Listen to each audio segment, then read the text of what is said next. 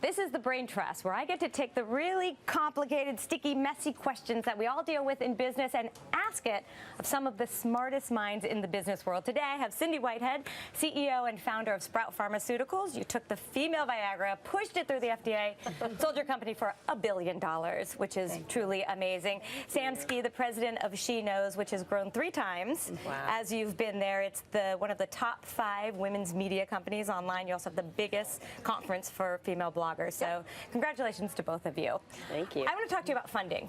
You decided not to take any VC funding for your company. How much did you raise for Sprout? Ultimately, $100 million. $100 million. Yes. Right. And, amazing. But no venture capitalists. And I want to know why. What was behind that? I had been in a number of different operating roles in venture-backed companies, and I felt that, that sort of short-term perspective and that lack of appreciation of the fabric of building a company really was missing. And when I was going to do it, I was doing it on my own terms. I wanted people in there who believed in what I was trying to do more than just the bottom line alone.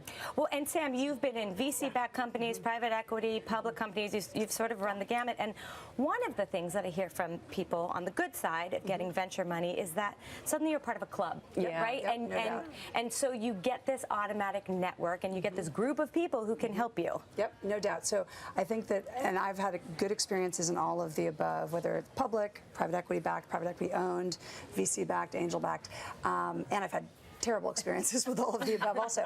But I think being VC backed, it gives you a polish, it gives you a feeling of being validated, endorsed, and I'm so impressed by those who choose not to go that way, because it gives you confidence in a moment when you might be struggling for confidence, and it gives you a network. Well, one of the things that I always get sort of I think is crazy is when you say, how's their company doing? They're so successful, they just raised $40 million in venture money, right?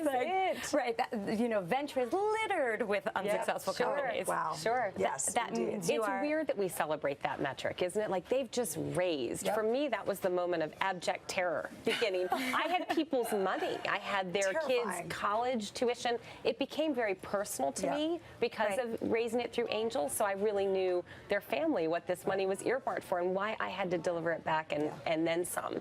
One of my fears is, and I've had good experience as well, of course, in venture-backed companies, is a little bit like, the other people's money syndrome of, well, they made a bet, they can lose it. Right. And I think we're nonchalant about that today. You think founders are? Yes. You think, and the venture companies are founded of, you're sort of, they're expecting to lose it, so if it happens, I mean, no if you big look deal. at the odds you choose in, you're more likely not to succeed as a VC. I think we celebrate these funding rounds because we're looking at like 5 companies who got a lot of funding early on and blew it out of the water. Right. And we're not usually, I think more and more we're starting to look at the hugely venture-backed companies who failed miserably.